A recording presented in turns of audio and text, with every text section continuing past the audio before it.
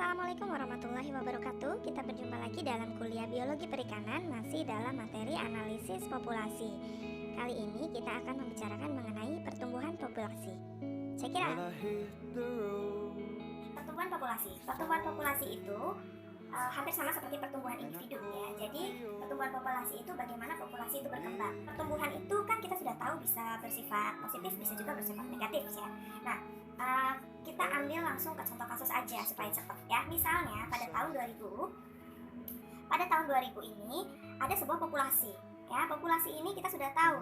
Populasi itu yang masuk ke dalam sebuah populasi itu karena imigrasi dan karena natalitas. Natalitas itu bisa dari kelahiran, penetasan ya. Semuanya pokoknya natalitas itu masuk secara alami. Jadi udah ada di populasinya, spesiesnya menambah, memperbanyak diri ya, bisa pembelahan diri juga. Kalau imigrasi, spesiesnya itu dari luar.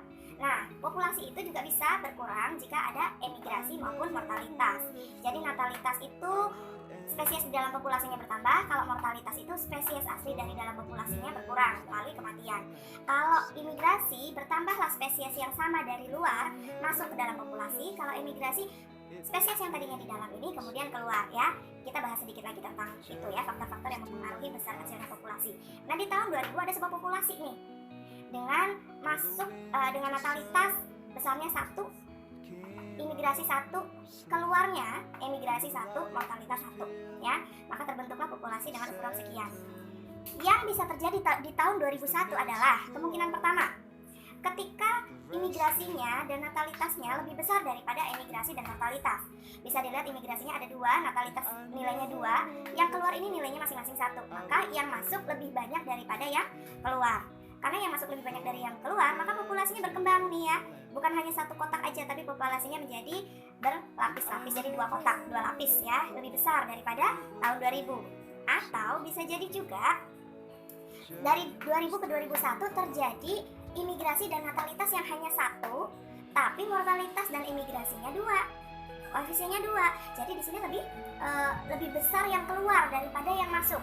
Kita belum membicarakan bahwa mortalitas lebih berperan, lebih signifikan, bahwa imigrasi lebih signifikan terhadap besar kecilnya populasi. Kita belum sampai di sana ya. Kita baru sampai di mana nilainya ini kalau kita banding-bandingkan, kalau yang keluar lebih besar daripada yang masuk, tentunya populasinya berkurang ya. Dari yang populasinya solid nih garisnya, karena berkurang dia menjadi garisnya putus-putus menjadi semakin sedikit.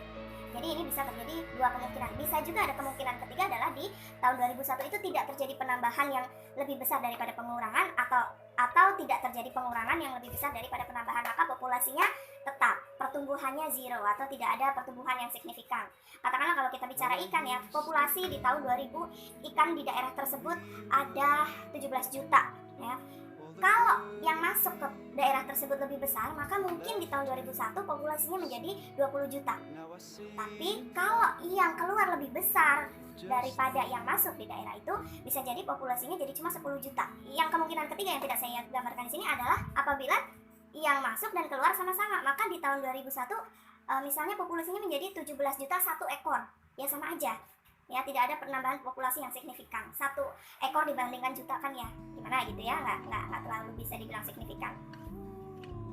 Ini merupakan gambar belum fix dari pertumbuhan populasi. Seperti yang kita sudah ketahui, populasi itu bertumbuh sebagaimana individu, karena penyusun dari populasi itu individu.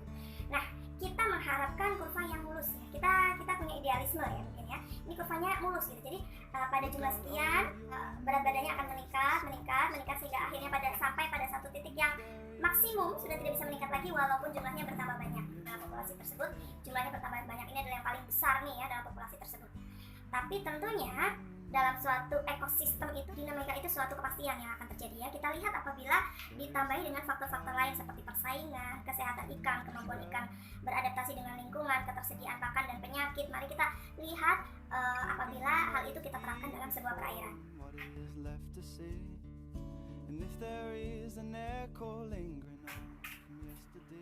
Ketika faktor-faktor lain kita masukkan ke dalam analisis, maka kita akan bisa melihat bahwa pertumbuhan populasi itu nggak semulus itu ya. Kita bisa melihat bahwa mungkin karena faktor pakan yang terbatas dalam jumlah yang tinggi, pencapaian berat 10 ini agak terhambat ya. Jadi angkanya tidak banyak nih, di angka 20 itu berat 10 itu belum tercapai. Baru di angka 40 baru tercapai berat badan 10. Kemudian ini mereka ikan tersebut bisa menyesuaikan diri, kemudian bisa menyesuaikan diri, dan akhirnya penyesuaian diri yang baik atau adaptasi yang baik membuat lonjakan kepadatan di sana, lonjakan individu dalam populasi tersebut. Tapi pada satu titik mungkin karena saking padatnya terjadi banyak penyebaran infeksi ya, maksud saya gesekan, atau bahkan ada masukan penyakit dari luar. Ini menyebabkan jumlah ikan tersebut turun lagi ya di bawah garis yang ideal. Kemudian ini terus kurva yang hijau menandakan survive, populasinya meningkat, dan yang merah menandakan populasinya menurun terus seperti itu. Dan ini kurva ini akan terus bergejolak di sekitar asimtot ya. Ini yang biru adalah asimtot. Jadi pertumbuhan populasi itu tidak stabil, tidak statis.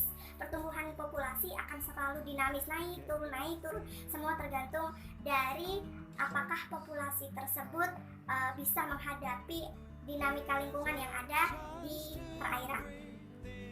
Apakah parameter-parameter lingkungannya itu akan berpengaruh terhadap spesiesnya, terhadap individunya atau tidak. Nah, itu akan menjadi dinamika dari pertumbuhan populasi. Mengingat penyusun dari populasi adalah individu, maka populasi juga mengalami pertumbuhan. Pertumbuhan populasi ini dipengaruhi oleh banyak faktor, yang diantaranya adalah ketersediaan pakan, ruang, keberadaan penyakit, serta kesehatan individu atau kemampuan individu dalam populasi tersebut dalam menghadapi lingkungan. Pada mulanya, individu yang dimasukkan ke dalam sebuah populasi akan menyesuaikan diri dengan lingkungan yang baru dan akan melengkapi daur reproduksinya.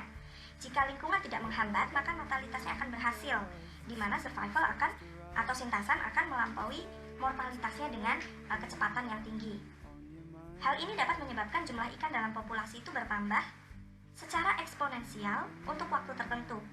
Tapi kita tahu hidup tidak semudah itu karena pasti ada faktor-faktor yang menghambat. Jadi pakan, ruang, penyakit, dan kesehatan individu akan bisa menjadi faktor pendorong maupun faktor penghambat.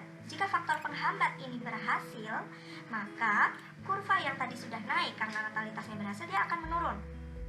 Jadi kurva pertumbuhan populasi itu tidak lurus, melainkan berfluktuasi ya. Populasi itu pertumbuhannya atau besarannya tidak akan terhenti dan akan selalu berfluktuasi. Baiklah, itu tadi materi mengenai pertumbuhan populasi. Kita akan berjumpa lagi di pembahasan di materi-materi yang lain. Wassalamualaikum warahmatullahi wabarakatuh.